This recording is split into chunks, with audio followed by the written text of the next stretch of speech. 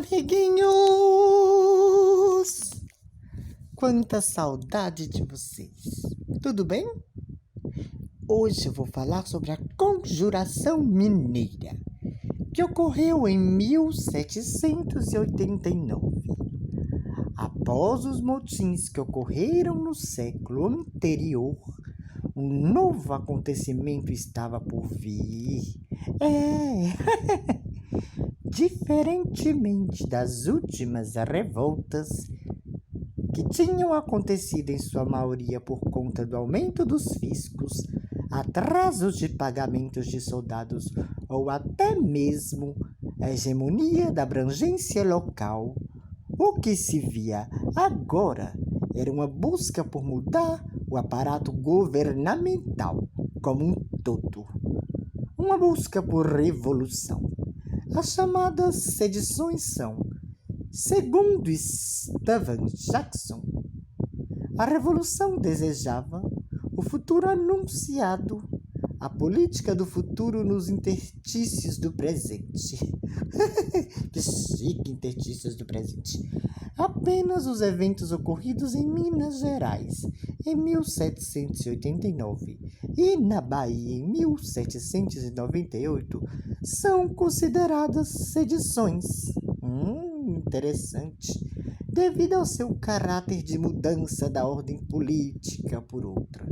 É importante ressaltar que, diferentemente da Conjuração Baiana, que possui em sua base a junção de pobres, escravos e a elite, a Conjuração Mineira é um movimento de caráter burguês.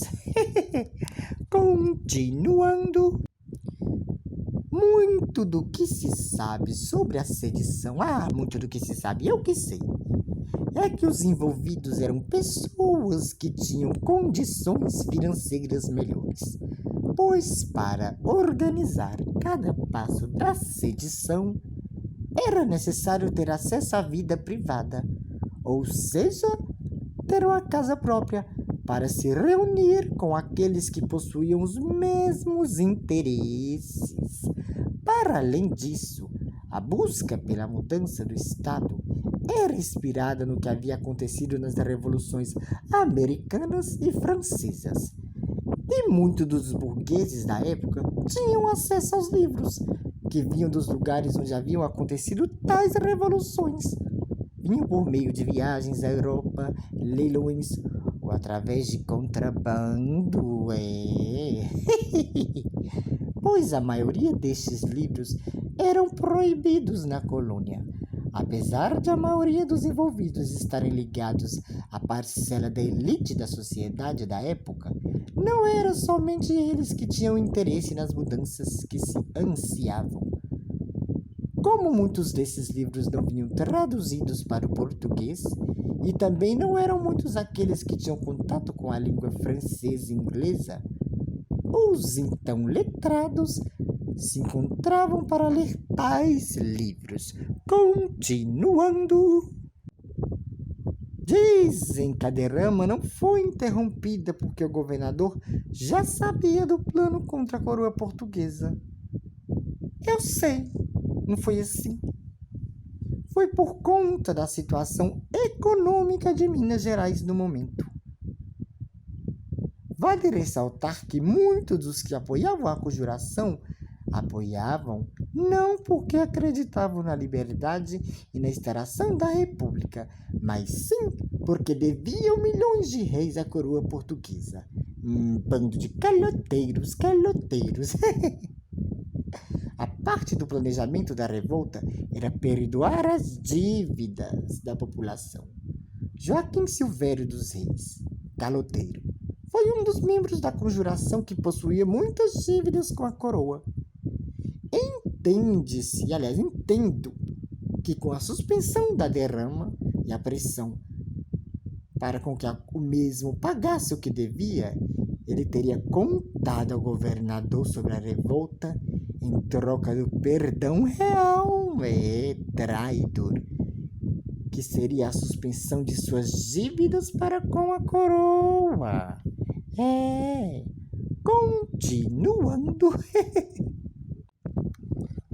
a partir da fofoca, aliás, do relato de Silvério dos Reis, o governador Conde de Barbacena passou a articular para que os inconfidentes não soubessem que ele sabia da possível revolta.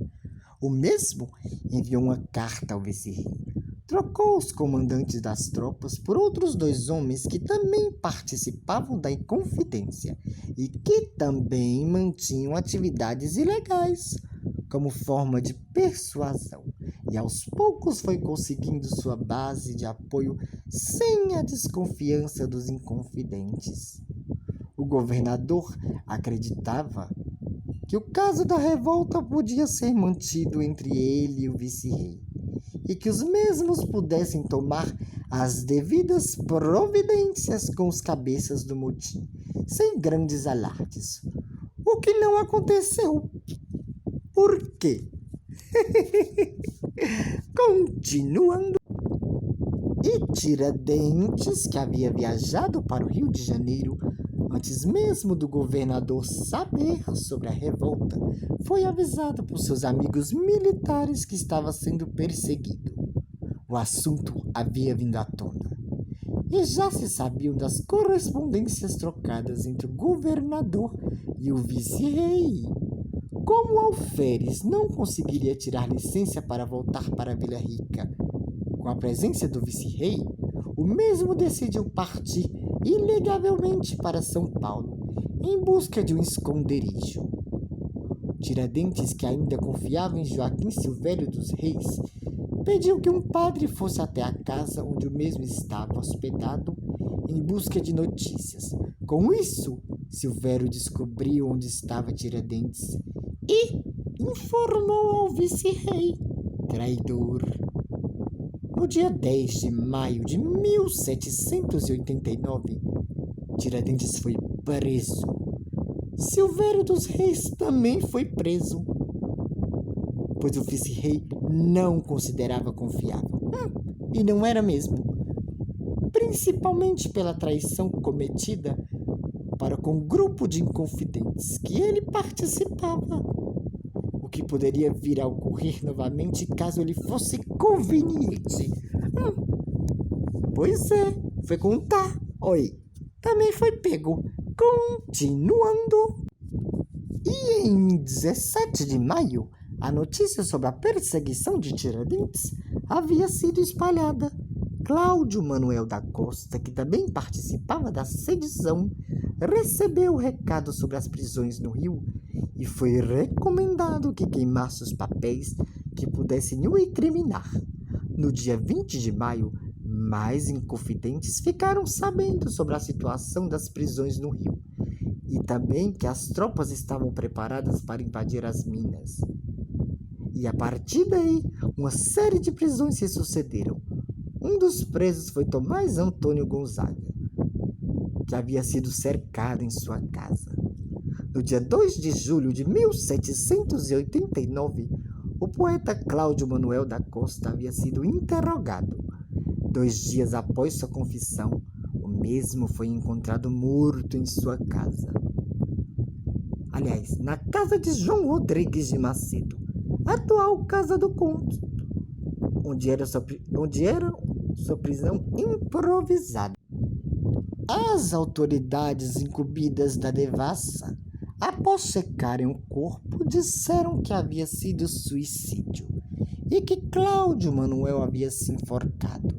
Porém, eu tenho minhas dúvidas, né? Mas um dos médicos havia dito que em seu primeiro relatório havia atestado a causa da morte não como suicídio, mas sim como assassinato. Até hoje, não se sabe ao certo o que aconteceu com Cláudio Manuel, mas tudo indica que ele tenha sido assassinado, mesmo não havendo provas concretas e que a principal causa possa ter sido o que foi dito em seu interrogatório.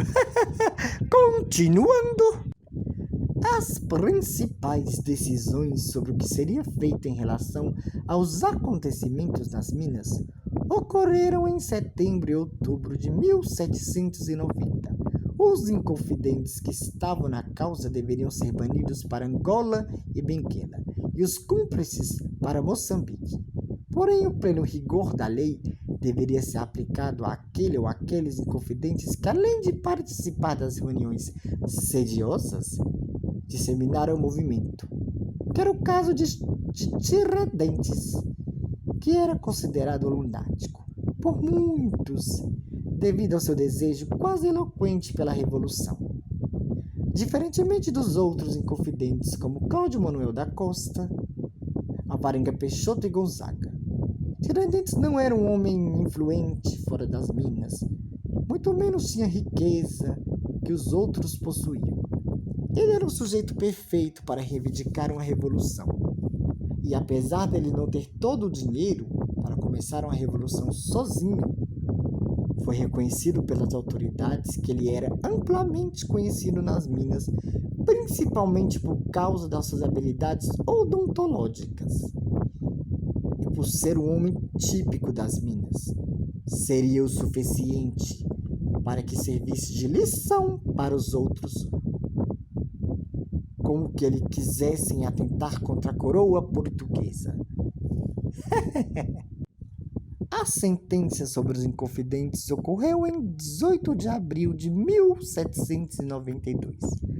Tiradentes foi condenado à forca, a ter a cabeça decapitada e exibida em alta estaca na praça de Vila Rica, e ainda ter seu corpo esquartejado, exposto nas vias de acesso à capitania e também nos lugares mais frequentados por ele. Além disso, sua casa em Vila Rica deveria ser destruída e o solo salgado. Os inconfidentes Freire de Andrade, Álvares Maciel, Alvarenga Peixoto, Oliveira Lopes e Luiz Vaz também foram condenados à forca e ao esquartejamento, porém, após grandes súplicas. E como já planejado, todos os condenados, tirando Tiradentes, foram removidos da sentença. Em 21 de abril de 1972, Tiradentes foi escoltado pela cavalaria do vice-rei e por volta das 11 horas da manhã, após as proclamações da rainha, Tiradentes foi sacrificado. Relatam-se, aliás, eu vi, que a forma com que Tiradentes enfrentou a morte foi um dos poucos momentos heróicos do fracasso sombrio da Revolução. Quase um século depois, após a proclamação da República, Tiradentes foi proclamado herói nacional. E assim termina mais um episódio do Conta Binho ou Binho Conta. Fiquem ligados, que logo mais teremos mais e mais histórias sobre Ouro Preto.